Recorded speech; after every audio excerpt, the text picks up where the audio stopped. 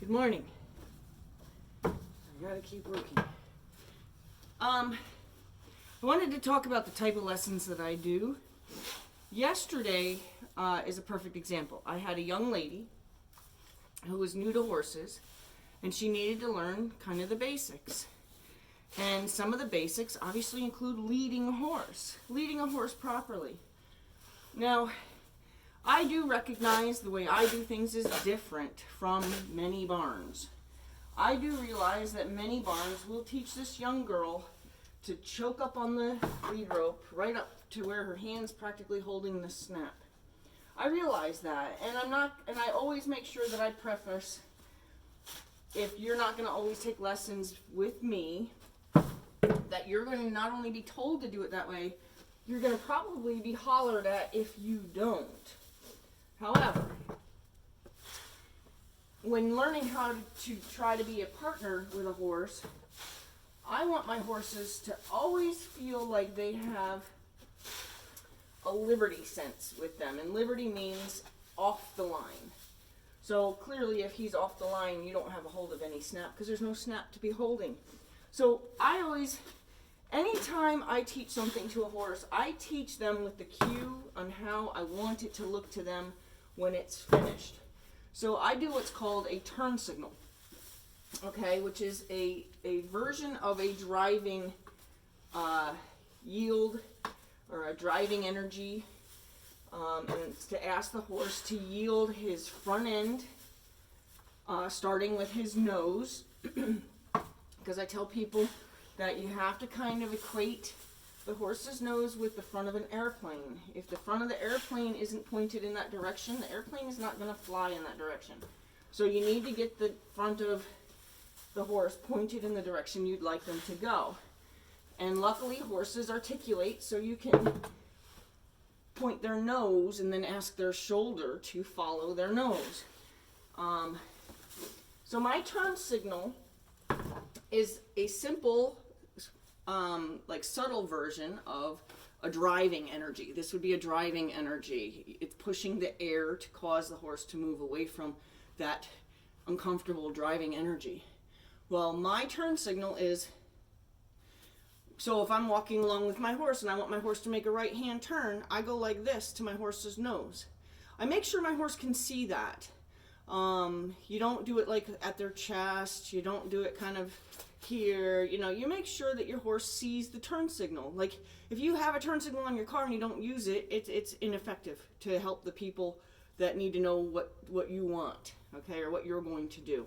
So always make sure that it's visible to the horse. But it's nothing aggressive, it's whatever. But the average person, and we can all go home and see if this is what we do, the average person will grab the snap and pull under the horse. So your whole arm is now under the horse's neck across the front of his chest, causing the horse to do exactly what I'm telling you. You can just do that too. You're trying to get the horse's nose pointed in the direction you want his feet to follow. Well, I prefer it to be a conversation. Hey, I'd like you to turn that way. And my horse goes, all right. As opposed to the horse has no idea what you want and all of a sudden you grab them and yank them that way. So what I teach is the conversation. I want to have a conversation with my horse. Well, what was really neat was one of my next lessons actually audited this young girl's lesson. And when we came to do her lesson, she had commented that she liked what she saw in that lesson and she'd like to try that. Now, this is a student who, has a resume, but, saw the value in that more than maybe the micromanaging version that she'd been doing all her years. And it was not as easy, as it was predicted to be. It might have seemed to be something that would be like you could swing right through that. Now, I'll be honest with you, my lessons will always start off with a plan, and we can alter our plan as we go. So if you wanted to do a turn signal and a draw lesson, which a turn signal is this, and a draw is pull the horse as if you're magnetically connected to the horse with your hip. You're going to pull your hip.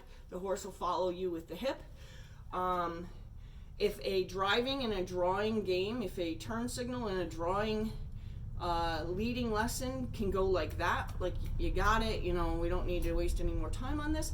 We'll move on. Either we'll advance on that and see how far away you can do a driving and a drawing game, okay? But, you know, and that's what we ended up doing with this other lesson was we then, because the person had gotten a little bit back into the habitual stuff of micromanaging, so was actually getting under my horse's throat and kind of muscling him with her shoulder to make the turn instead of standing beside him and suggesting he turn his nose. Now my horse is very well trained, so if you do that, he knows what that means. So if you're changing it and having a hard time, it's because you're not communicating what he knows. So that is the kind of lessons that I do. Is I teach you how to have conversations that your horse is so happy to be a part of, because nothing's confusing. You don't leave any part of it out. I don't tell you partial sentences, you know. I don't say, okay, so I would like you to, and okay. See, I left out everything that mattered. But if I tell my horse, I'd like you to turn left, and then I'm going to have you turn right with me, my horse can say, all right, cool, let's do it. But if I leave out any of that information and assume he knows what I want, well, my horse isn't a mind reader. I'm not a mind reader, so my horse shouldn't be asked to be a mind reader. So basically, the lessons that we do are lessons that can greatly evolve from each of those simple lessons. But if you can't complete that simple lesson, then we work on that. We perfect that. And as stupid as it might sound, it will help you in everything you want to do with your horse later. You had to go to kindergarten, you had to go to first grade before you can go off to college. It's just how it works. If you want to jump to college, well, you're going to be pretty lost. So that's how I do things. And again, if I'm the type of trainer that you want to do everything from scratch, that allows you to have full conversations with your horse. Lessons yesterday, one girl left out part of the sentence. And as soon as I reminded her she needed that sentence, that word of the sentence, the horse said, oh, okay. Right? And I said, and I always point out, like, see, once you told him what you wanted from him, he was happy to do it. So that's what I'm trying to say, is we leave so much out. And even in the course of a lesson, it almost was like laziness started to come over the one person, and it stopped being a turn signal, started being a turn signal back here, started just being the back of the hand, and then started being a muscling thing. Why did that word just now have 5 different definitions when this meant turn? So it's just to, you know, I help you stay consistent in your conversation to make sure that the words never change and the horse can always have an opportunity to be successful in your relationship.